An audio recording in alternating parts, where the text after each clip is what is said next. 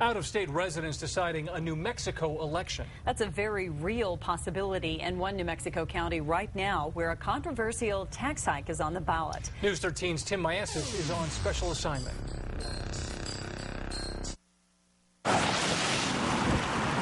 political storm is brewing in Lincoln County over the local racetrack and casino, the push to keep it from moving out. And a special election with just one question. Should county voters approve a hike in gross receipt taxes to subsidize Ruidoso Downs and help the business survive? Yes or no?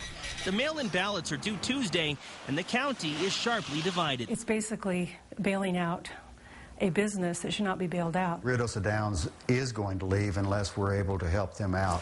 The racetrack and casino is losing about $1 million a year. If it passes, the tax hike would make up most of it. Supporters of the tax hike say their reasoning is simple. They say an empty, abandoned racetrack would devastate the area. And all these empty chairs would equate to a loss of about $45 million every year for the local economy. The track's biggest race attracted a huge crowd this year, an estimated 50,000 people over Labor Day weekend. Without them, this area, the biggest business in this area, will likely be shuttles to the unemployment office. John Underwood is a local lawyer and president of the Political Action Committee that put the tax hike proposal on the ballot. But he's denying the group has any connection to this, a flyer addressed to part-time residents from out of state. People that have contacted us for Rhonda Burrows is the Lincoln County clerk. It certainly gives me heartburn. The flyer lists what's required to register to vote in New Mexico, and it tells people from out of state they can cancel registration in their home state, register here for the special election, then re-register when they head back home. To register in New Mexico, there's no requirement that you reside for, say, a specific period, 30 days or longer. The county clerk says following the flyer's advice appears to be technically legal, as long as voters are not registered in two separate states at the same time. But in my personal opinion, unethical.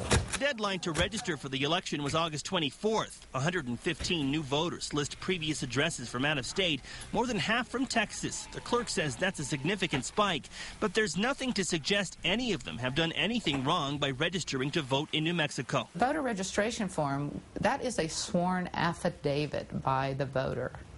It is, punishable if you are falsifying that information. In the meantime, no one is taking responsibility for the flyer. I would never be supportive of anything that says, why don't you register here now and then change after the election. I don't think that that's a fair statement of the law. Could be that somebody handed it out without getting permission from somebody, but it was handed out at the track. Well, no one from the racetrack was available to talk about this on camera, but they deny having anything to do with that mysterious flyer. And they say they're committed to an open and fair special election. For the racetrack, the economy, and the taxpayer, there is a lot on the line. And it's all up to the voters. The hope is legitimate voters decide the outcome. Tim Miesis, KRQE News 13. The county clerk says a small number of newly registered voters choose to cancel their registrations because they felt misinformed by the flyer in question. Newly registered voters make up a small percentage of the county's 13,000 registered voters. KRQE will have those election results on Tuesday.